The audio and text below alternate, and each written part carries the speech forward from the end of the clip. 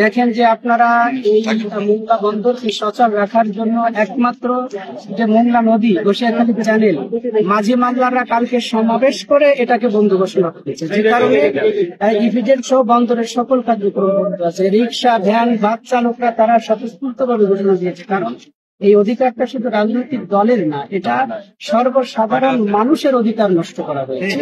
আর মানুষ এখানে মনে করে একটা বিষয়, এখানে মানুষ মনে করে সেটা হচ্ছে দীর্ঘ 91 সাল থেকে এই মোংলা বন্দরে ভারতীয় রয়ের এজেন্টদেরকে নির্বাচিত করা হচ্ছে।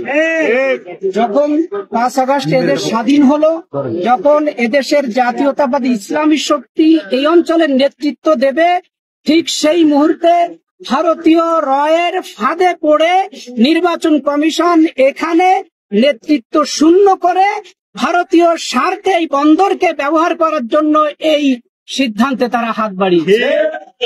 স্থানীয় জনগণ মনে করে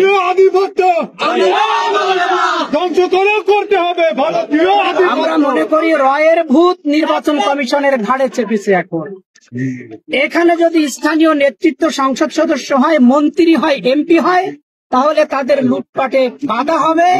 সে কারণে ভারত রয়ের মাধ্যমে এই কমিশনকে কিনে নিয়েছে বলে এই জনগণ, স্থানীয় জনগণ এটা মনে করে।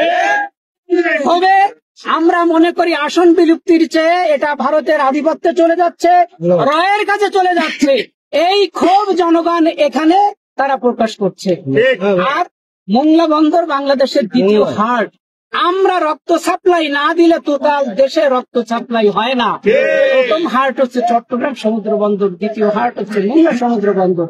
আজ মোংলা সমুদ্র বন্দর অচল হয়ে যাওয়ার কারণে দেশের সাথে আজকে সকল ব্যবসা বাণিজ্য সব সংযোগ বন্ধ হয়ে গিয়েছে। আমরা বলতে চাই, সিইসি যদি স্বেচ্ছায় শুভবুদ্ধির উদয় আগামীকালকে না হয়, দাবি ইনশাল্লাহ আমরা আদায় করে ছাড়বো।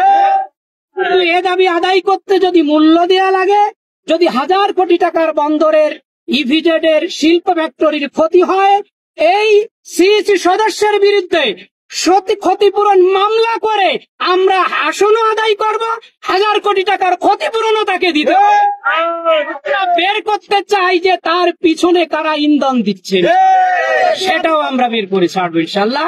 আমরা শুভবুদ্ধির উদয় হোক, রামপাল মোংলা আসন কালকে ফেরত পাবো ইনশাল্লাহ, সেই দাবি রেখে আমি কেন্দ্রীয় নেতৃবৃন্দ আমাদের মাঝে এসেছেন।